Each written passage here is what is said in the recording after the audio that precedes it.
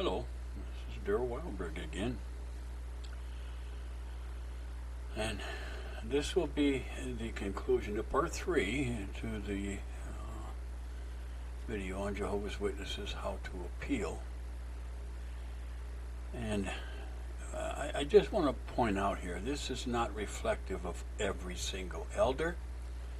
It's not even reflective of the majority of the elders.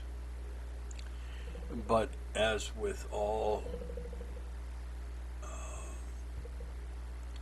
entities of this type, whether it be religious, political, whatever, you're always going to have the corrupt. And these are men. They make mistakes. This is one mistake that these men have made. It does not reflect on everything that they've done. You see, when something like this happens, and we have this incident here with this dear sister and these 3 or 4 elders, this doesn't reflect on the other things, the other good things these elders have done. See, this is just one mistake that they've made. And even though it's an intentional mistake. So you can't judge the whole elder issues, all the elders, in the same category with these 3. And it's sad that this happened. And it happens a lot.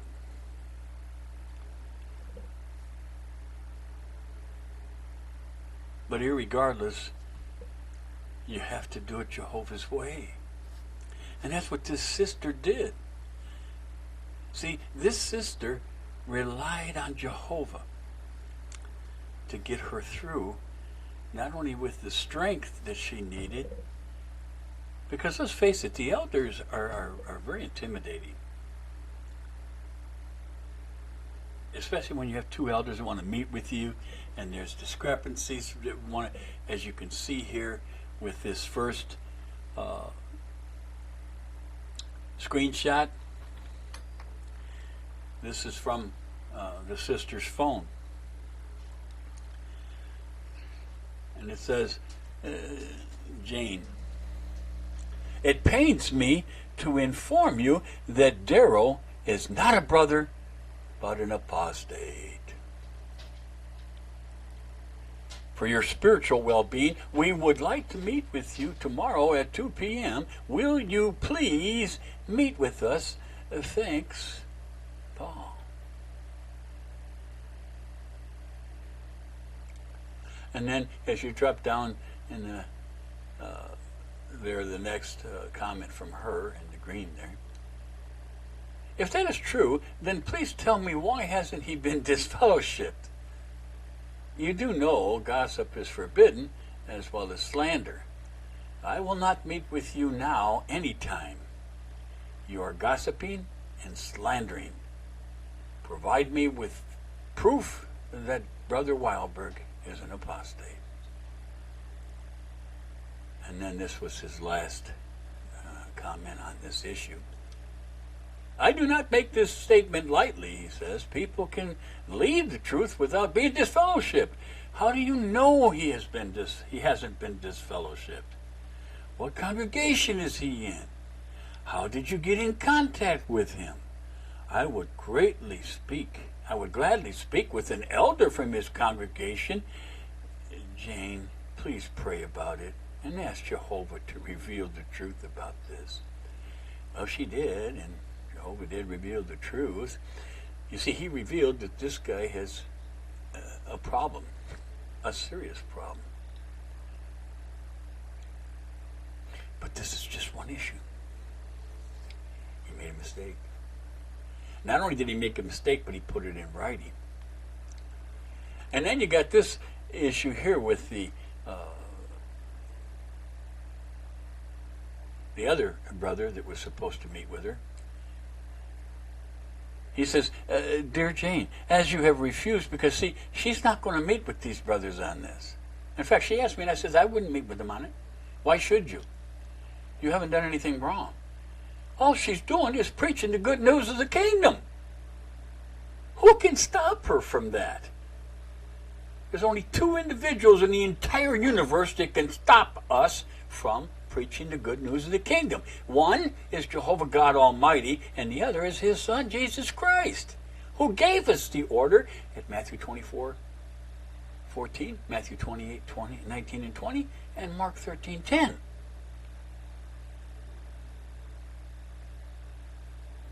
This is her punishment for doing this.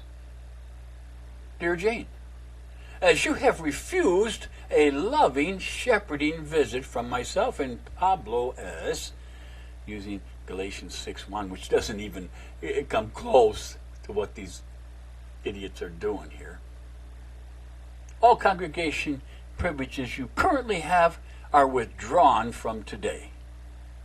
Your hand will not be accepted at any congregation meetings, field service arrangements, daily text meetings, and you will not receive any talk assignments. Your brother in Jehovah's service, Pablo A.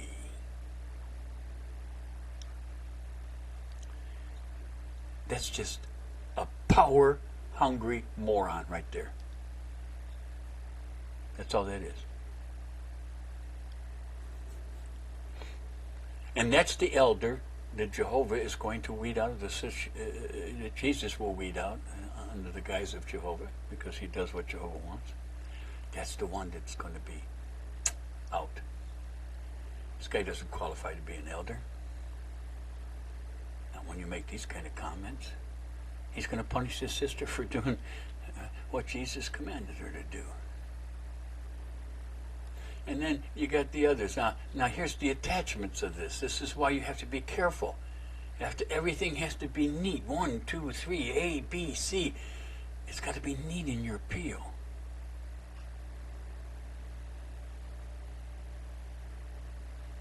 And as you go through this, you're going to see all these different things here. And this is all just, it's laid out. This is all in support of those original 16 pages, which is your appeal, and this is the backup to that appeal. This is the proof. This is the substantiality of what you have to back up your appeal. So it doesn't appear to just be I said, or he said, or she said. See, that's not what this is it? No. See, there's proof here of what happened. This is my email to the Esteban moron. And he's another moron, only he's not in this Kingdom Hall. He's in the DEF Kingdom Hall. He's in another Kingdom Hall. This is the one that initiated all this. Now just think about this. Let's go back. All he had to do was the numbers. That's all. That's all he had to do. Give Martha the numbers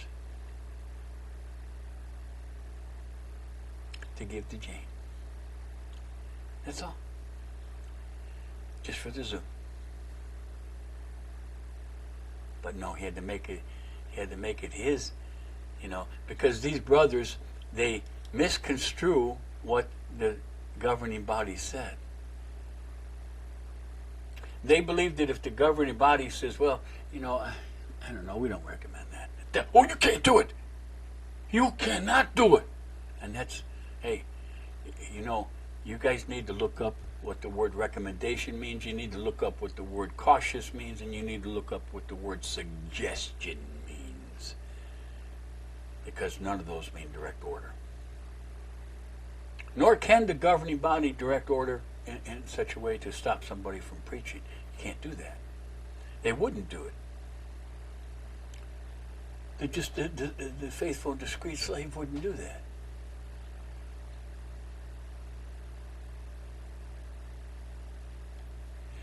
Now here's the attachments that I put to the email that I sent this moron about Martha.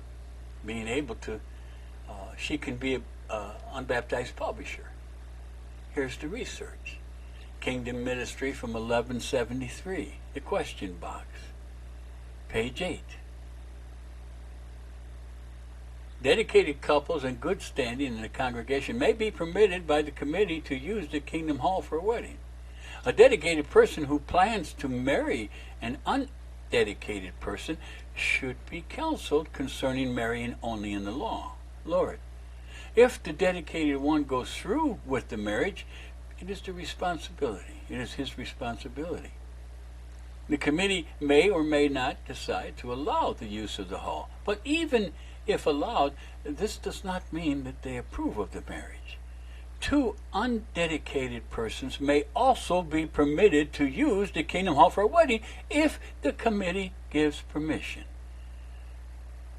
But such undedicated individuals should have a good reputation in the community. It is left to the conscience of the brother who is authorized by law to perform the marriage as to whether he would serve or undedicated individuals may be involved. All weddings and funerals performed in the Kingdom Hall should be dignified and should comply with the local laws. Now here's the point. Somebody from this hall told Martha she couldn't become an unbaptized publisher until she got married. Well, now, if that's the case, you brothers there at that hall, they're going to make this right. They're going to make a way for her with this COVID-19 and stuff. They have to make a way for this woman to get married to this guy, or to make her immediately an unbaptized publisher if she meets the other qualifications. And then there's the Watchtower from 1960. Yeah, that's right. It goes all the way back to when? Questions from readers. Do Jehovah's ministers perform marriage ceremonies between two persons who have not made a dedication? Whether a Christian minister of Jehovah performs a marriage ceremony between two undedicated persons or not is up to the direction of the minister, depending upon the circumstances. He may well reason that a good witness could be given to the truth, that the high principles of the New World Society, of course we don't call it that anymore, could be made known, and that the two persons could be given proper scriptural counsel on the seriousness and obligations of the wedded state. Now, Martha and her live-in boyfriend right now, they've been together for 22 years. Now, however, before performing such a ceremony, the Christian minister of Jehovah should first make certain that both parties are scripturally free to marry. That would be the first thing. And more than that, they should also be honorable persons, having a good rapport among the people of the outside. But even when these conditions are met, it is up to the minister as to whether he chooses to perform the ceremony or not. He is not obligated to do so. And in this case, actually, they are. Because, see, somebody told this girl she had to get married. So if you tell her you have to get married, they have to make it right. They have to make it possible. You see, you can't play both ends of that, both sides of that coin. In the following 1965 Watchtower, I bring this out, that's the blue there, article, there was a case where a woman who was not married and whose boyfriend refused to marry her was allowed to go out on service. Basically, someone told Martha that she could not be an unbaptized publisher until she got married. Well, now, you elders can marry her since her partner wants to marry her. This is what I'm telling this idiot there in the other hall. You can even have it at the Kingdom Hall pursuant to the Kingdom Ministry of 1173, November 73. I do not see why an unmarried woman living with her boyfriend who refuses to get married can be an unbaptized. I do not see why an unmarried woman living with her boyfriend who refuses to get married can be an unbaptized publisher, but one whose boyfriend wants to get married and can't because of the COVID and stuff, she can't be an unbaptized publisher because she's not married. See, this is just stupid. See, these brothers don't research anything. They just come up and off with the top of their hats. They don't research things to make sure they're right. And these are elders. And in Martha's case, she wants to be an unbaptized publisher. And her boyfriend has agreed to marry her. What more do you want? They can make it happen.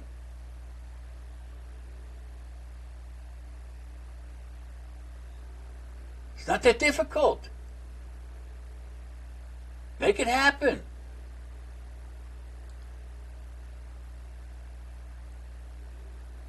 And then, of course, on this other page here is the other article. Of course, we go to the next part of it, and this is mine in blue here. The way I see it, since an elder has told Martha that she has to be married before she can be an unbaptized publisher, it would only stand to reason that if both want to marry, then an elder can marry them at the hall. Or you can allow her to be an unbaptized publisher, and she can marry when the COVID thing dies off, or whatever, if it ever does.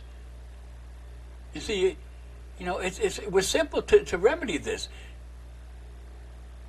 And here's his response to this. Now here's his one little paragraph response to this. This shows you a moron. This is another guy who's on this elder power trip. Thank you, Daryl.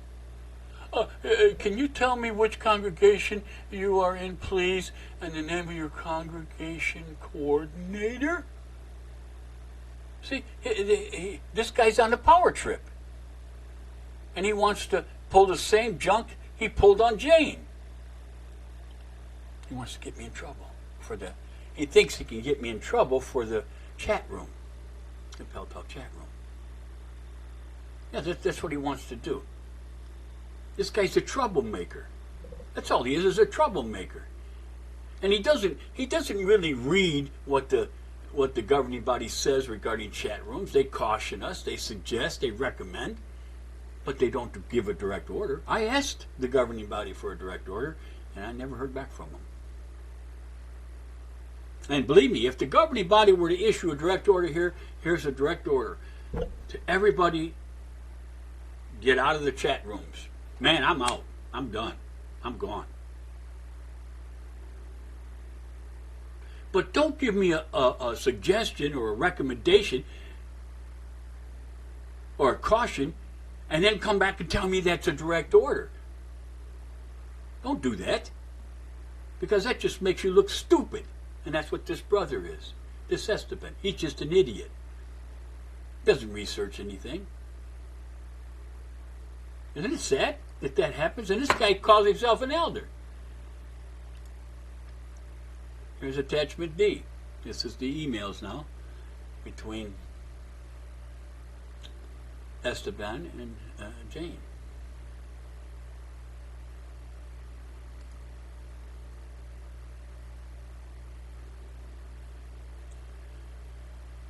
And then this is my email to him finally, and you can see here that I tell him that Daryl Walberg, the last of importance in the line to Jehovah. See, each of us should ask ourselves, where are we in the line to Jehovah? I already have last place reserved, folks.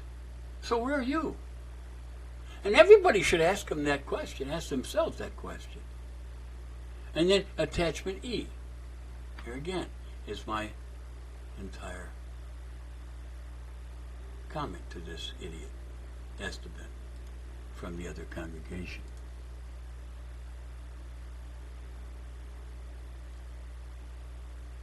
Right in line. You see that, folks?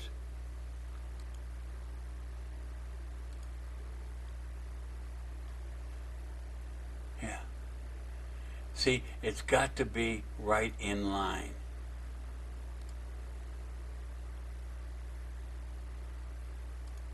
Oh, yeah. And now here's the last page of it, where I sign off. You can see up here, if you look right up here, I give him my my email Eddie so he can get a hold of me and ask him to stop this charade. And then here's an interesting part about this, and this is the last point I'm going to bring out, and that is this, folks. Look at these two emails here. Now, the first email is to Jane, and he says this. This is this Pablo A. This guy is a total moron. Listen how happy-go-lucky this guy is that he gets to punish her. Dear Jane, as you have refused a loving shepherding visit from myself and Pedro. Well, it wasn't loving, first of all. It's not loving. And anything you can say in an email is not going to make it loving. And then, again, he uses that Galatians 6:1 there, which doesn't even, it's not even close to being applicable in this situation. All congregation privileges you currently have are withdrawn from today. Hey, I'm a tough elder now. Okay?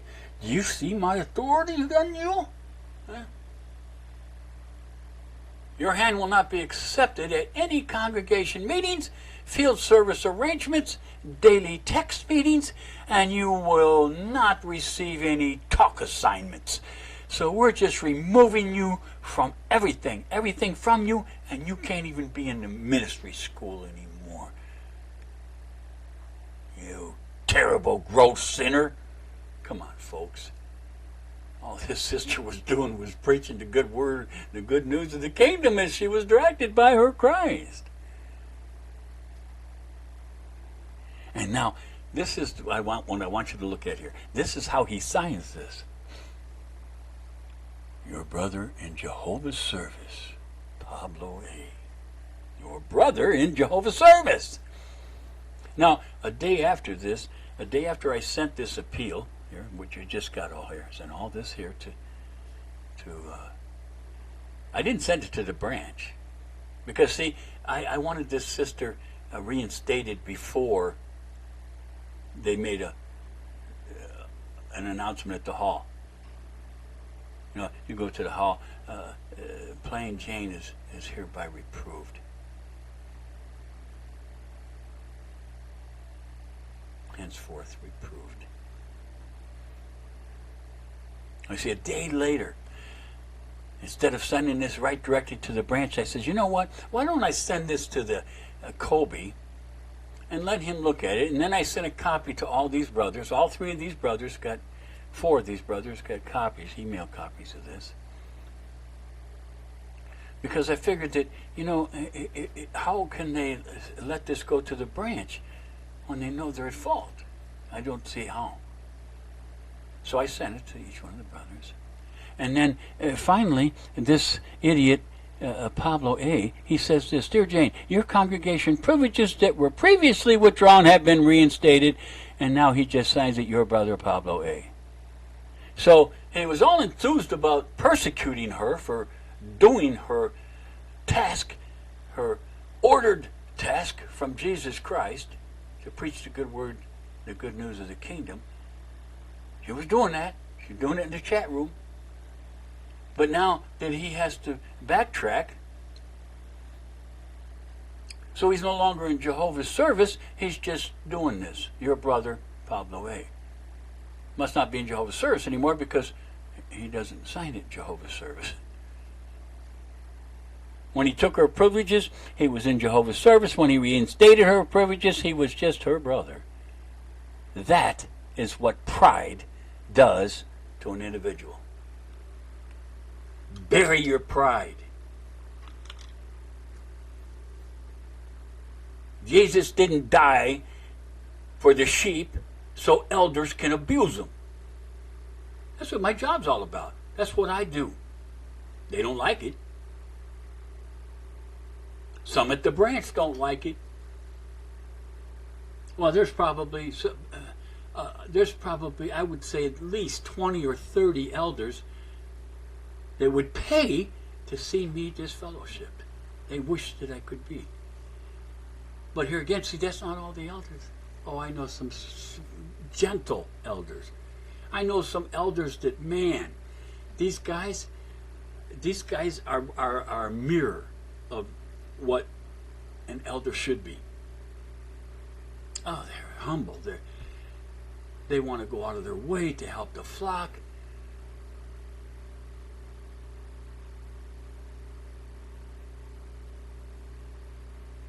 That's what an elder is supposed to be.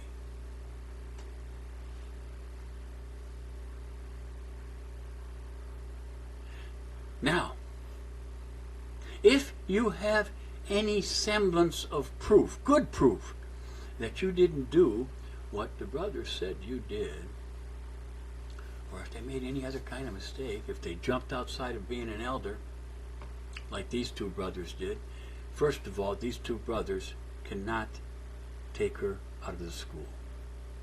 They can't do that. They don't have the authority to do that. That takes a disciplinary committee judgment, not two power-hungry elders. Mm-mm.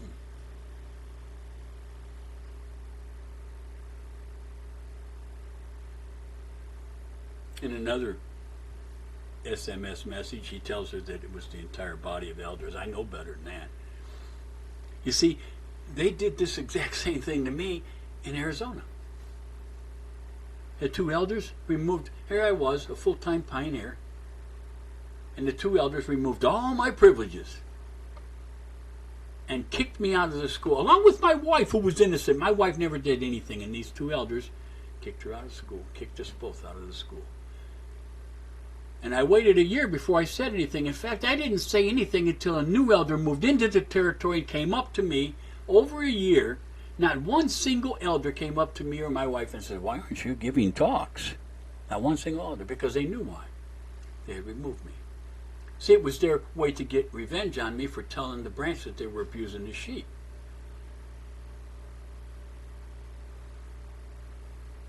Now, the elders don't like that. See, they think they're above the rules. These two brothers here, right there, they're above Scripture. Look at the one brother, Pablo S. Yeah, it pains me to tell you that Daryl's not a brother. He's an apostate. Hey, brother, you need to go read the Bible. Maybe he should start a Bible study with somebody in the truth, huh? But again, you can't judge all elders because of this. It's not all elders. But hey, here's the appeal, my number, my email. If you got proof, send me the email. Thanks, and have a good day.